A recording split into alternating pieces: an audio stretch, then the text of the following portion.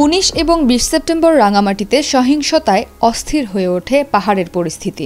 সংঘাতের প্রাণহানির ঘটনায় 21 তারিখ থেকে 3 দিনের অবরোধ শুরু হয় পার্বত্য 3 জেলায়। এতে সাজেকে আটকে পড়েন অন্তত 1,500 পর্যটক।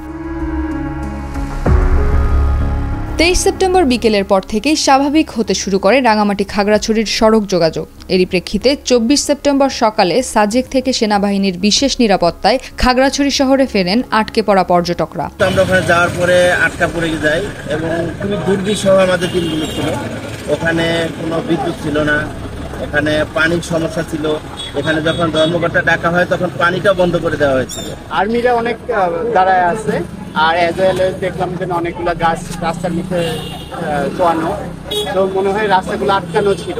আজকে মোটামুটি সব ক্লিয়ার করে রাস্তা ছেড়ে দিচ্ছে এবং আমরা আল্লাহর মধ্যে সুস্থভাবে ফিরছি। একটু টেনশনে ছিলাম যে আমরা তো শুক্রবারে গেছি, শুক্রবারে যে পৌঁছেছে এতদিন একটু টেনশনে ছিলাম। বাড়িতে যারা আছে, পরিবারে যারা আছে তারাও টেনশনে ছিল, আমরাও একটা টেনশনে ছিলাম যে কবে যাবো বাড়িতে। তো আলহামদুলিল্লাহ সেনাবাহিনী প্রচেষ্টা, তাদের ইচ্ছায় আমরা সুন্দরভাবে আমরা এসে পৌঁছেছি খাগড়াছড়ি। টানা 72 ঘন্টা আটকে থাকার দুর্ভোগ, আতঙ্ক, ভয় ও উৎকণ্ঠার কথা জানালেন এসব পর্যটক।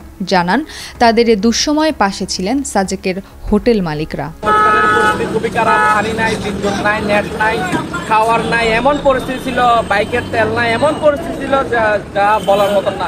খুব কষ্টের, কালকেও গোসল করতে পারিনি, কিন্তু হোটেল মালিকরা আমাদের অনেক সাহায্য করছে। এটা বলতে হবে, আমাদেরকে কালকে রাতে খাবার দিচ্ছে, দেন আমাদের ভাড়া 50% নিচ্ছে, পরে 75% কোনো রিসোর্টে ফ্রিও রাখছে।